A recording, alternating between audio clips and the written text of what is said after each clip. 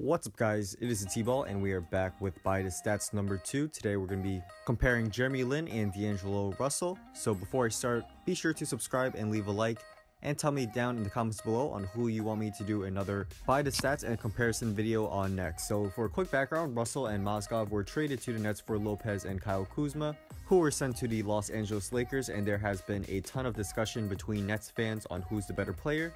So today we are going to be going over the stats and see who is currently the better player. So first we're going to start off with Russell. Russell had some solid stats during the 2016-17 NBA season. He averaged 15.6 points per game, 4.8 assists, 3.5 rebounds, 1.4 steals, and 0.3 blocks a game, to go along with 2.8 turnovers and 2.1 personal fouls a game. And he shot 40.5% from the field, 35.2% from 3, and 78.2% from the free throw line. And he also finished with a 15.3 PER. While those are very solid stats on paper, we go into the advanced stats where they are not too pretty. So Russell had an field goal percentage of 48.3, an offensive rating of 101, defensive rating of 113, which is a negative 12 difference, a true shooting percentage of 51.8%, where the league averages around 53 to 54%, an OBPM of 1.1, a DBPM of negative 1.6, for a total BPM of negative 0.5, and a VORP, or value over replacement player, of 0.7.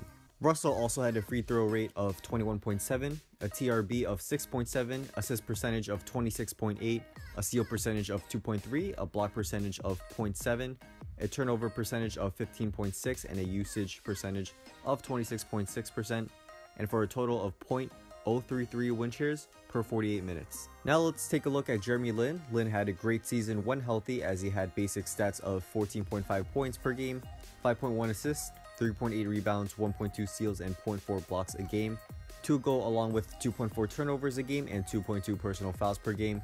He also shot 43.8% from the field, 37.2% from 3, 81.6% from the free throw line, for a total PER of 19.2. So let's go into his advanced stats. He had an field goal percentage of 51%, an offensive rating of 109, a defensive rating of 109 as well, for a 0 differential, and he also had a true shooting percentage of 56.6%, which is above average, an OBPM of 2.5, a DBPM of negative 0.4, for a total BPM of 2.2, which was rounded as per Basketball Reference, as when you do the math, 2.5 minus 0.4 is 2.1, but Basketball Reference had it at 2.2, which I would assume that it's because the 2.5 was probably around like 2.54, and the DBPM was probably around like negative 0.36 or something along the lines of that, where when you subtract those numbers, it would become around 2.2, at least rounded. So for more of Lin's advanced stats, he had a free throw rate of 35.3, a TRB of 8.1, assist percentage of 35.5,